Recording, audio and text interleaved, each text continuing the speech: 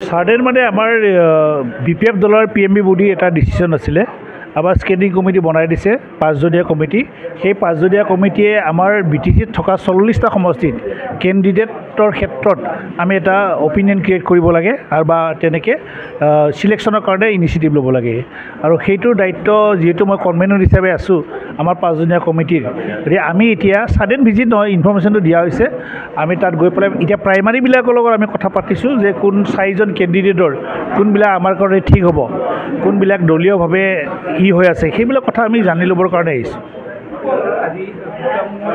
4জন candidate candidate সিলেকশনটো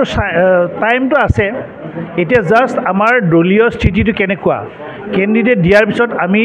যিকোনো political ফৰ্চৰ বিৰুদ্ধে fight কৰি পেলাই কেণ্ডিডেটজনক উইনাৰ কৰিব পাৰিম নে নোৱাৰিম সেইটো বিষয়তহে আমি অলপ আলোচনা কৰি লৈছোঁ কেণ্ডিডেটত আমাৰ নেক্সট জুলাইৰ লাষ্ট মানত আমি এইবিলাক অপিনিয়ন লৈ পেলাই জুলাই লাষ্ট মানত ডিক্লেয়াৰ কৰিম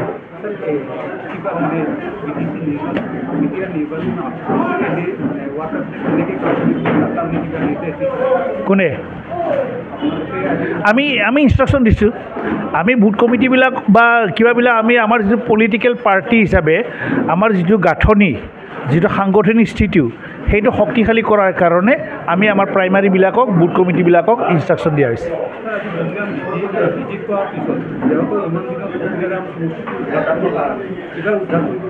একচুৱেলি ফকিৰাগ্ৰাম সমষ্টিটো BPF দলৰে আগৰ পৰাই আছিল আজিও আমি দেখিছোঁ আমাৰ যিবিলাক ৱাৰ্কাৰবিলাকৰ যিটো শক্তি মনোবল সেইটোৰ পৰা আমাৰ বিশ্বাস হৈছে যে নেক্সট ফকিৰাগ্ৰামত আমি উইনাৰ হ'ব পাৰিম আৰু ইতিমধ্যে আমাৰ উইনিং লিষ্টটোত ফকিৰাগ্ৰামটো আছে আমি 25টা সমষ্টিত উইনাৰ হৈ পেলাই BPF দলৰ হাগ্ৰাম মহিলাৰী চালৰ লিডাৰশ্বিপত চৰকাৰ বনাম এটি নিশ্চিত কোনো পলিটিক্যাল ফৰ্চ যি দলেই নহওক কিয় এতিয়া যোনে যিয়ে নকওক কিয় আমি 25টাতকৈ বেছি আসন লৈ পেলাই BPF দলে BTC চৰকাৰ গঠন কৰিম